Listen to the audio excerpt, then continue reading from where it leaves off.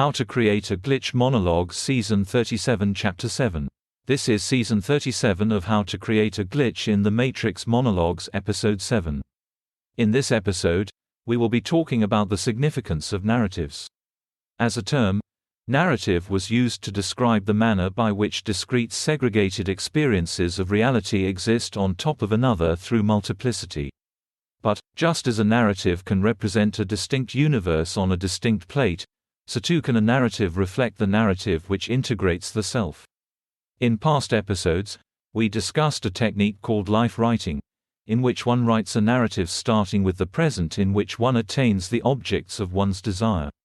The goal here is the recognition that narrative is fundamentally indistinguishable from reality. For through multiplicity we see the manifold segregated narratives, which can coexist in the same timeline, separated by co-selves, amidst the same linear stream. We can also see that telling narratives about oneself, generating a narrative of one's experiences, can have the effect of integrating those experiences within the conjoined consensuality provided by others. Narratives are the intersubjective produce of our intentions. They are the projections of our intellect, within which there are characters, archetypes, norms and conventionalities.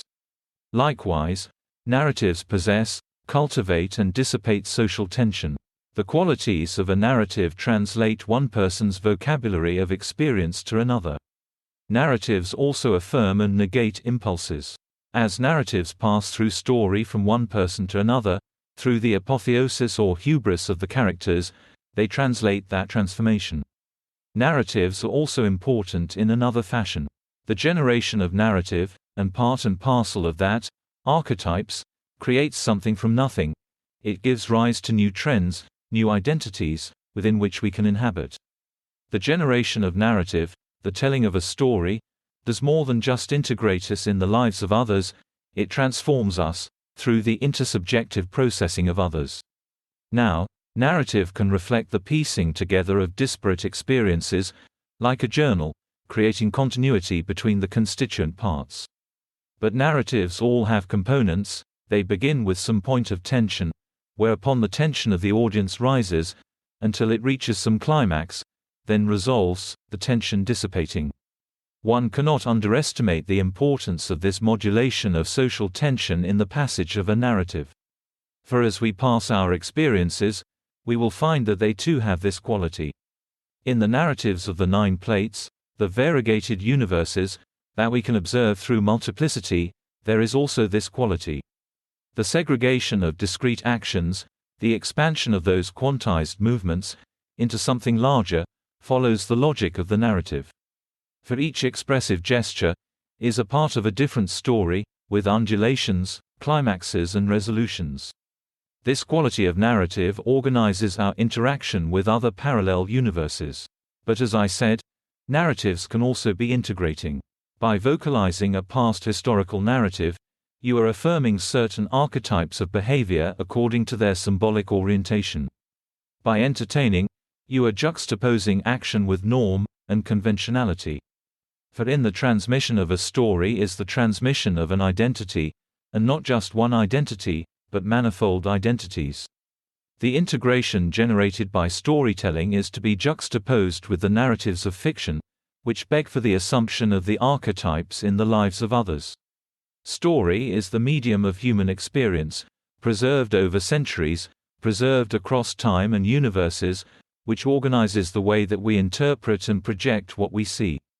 To return to multiplicity, we can observe, for example, that each of the 9 universes consists of parallel experiences, apart from any dissonant consensualities, which diverge, but each possesses the architecture of story.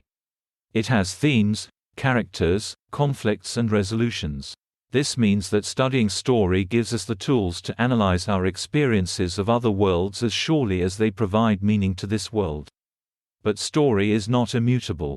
There may be 100 different stories in a sequence of events, each one different, with the same physical players, but distinct actions and dialogues.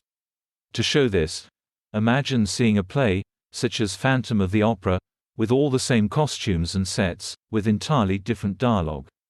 The ability to transition from one role to another, from one narrative to another, is the key to mastering the movement from one universe to another. For when you can assume a role regardless of context, allowing the lines to pass between your lips unbeknownst to your mind, you have begun to appreciate the power to step from one world, one narrative, to another. Imagine leaping from yourself in one context, to yourself in another context, from one narrative stream to the next, each one characterized by distinct dialogue and lines. Only in appreciating this, can one come to understand how it is possible to transit the many universes, while maintaining one's sanity. That's the end of the podcast for today. If you enjoyed it, please like, comment and subscribe.